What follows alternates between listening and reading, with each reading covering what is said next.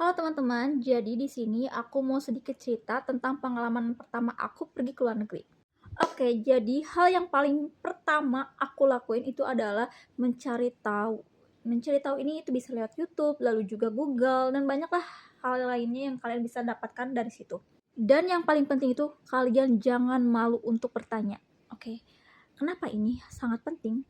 Ya karena kalau kalian mau pergi ke luar negeri, lalu ataupun kemana aja, kalau kalian nggak tahu jalan, kalian mau bengang-bengong kayak gitu, ya nggak mungkin lah.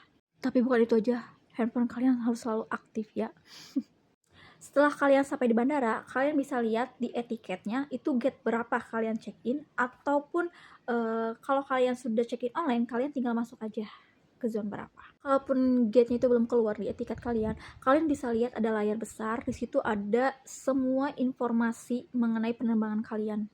Setelah kalian check-in, lalu juga proses imigrasi dan sebagainya, nanti kalian langsung masuk aja ke zone yang ada di tiket kalian itu. Dan kalian tinggal tunggu, dan dengan pengumumannya itu pasti ada pengumuman ya. Jadi kalau misalnya kalian takut nantinya kayak gimana, kalian harus berani buka obrolan dengan orang baru.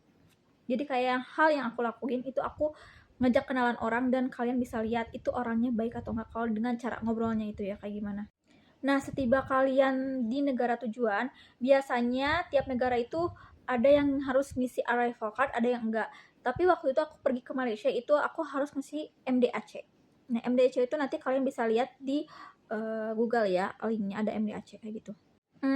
Kalau seputar pertanyaan di imigrasi itu nggak semua ditanya-tanyain sih. Kayak aku nggak ditanya sama sekali di imigrasi.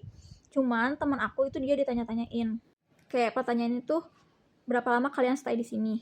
Hotelnya hotel apa? Atau kalian tinggal di mana? Bawa uang berapa? Gitu sih. Begitupun ketika aku pergi ke Thailand dan juga ke Hong Kong, itu aku nggak ditanya sama sekali seputar pertanyaan di imigrasi yang biasanya mereka tanyakan gitu ke orang lain.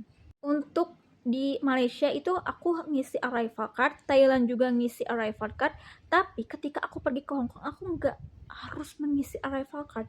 Jadi aku nanya ke petugasnya di sana, dan katanya itu udah nggak dibutuhin. Jadi aman.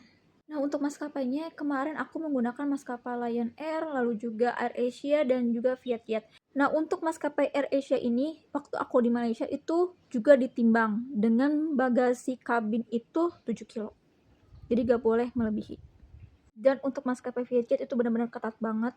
Jadi ketika barang yang aku bawa itu gak boleh minimal satu tas dan juga satu koper kan.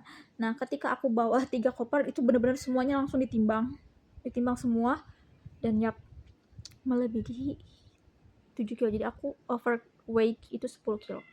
Bayar bagasi sebesar $500 Hongkong.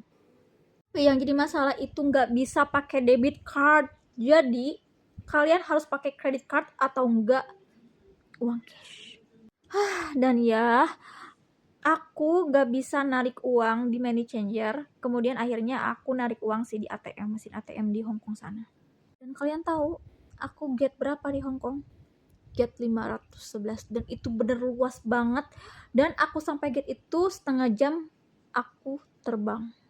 Oh iya, jadi kalian mendingan narik uang itu atau nukerin uang itu di Indonesia di sini biar lebih murah.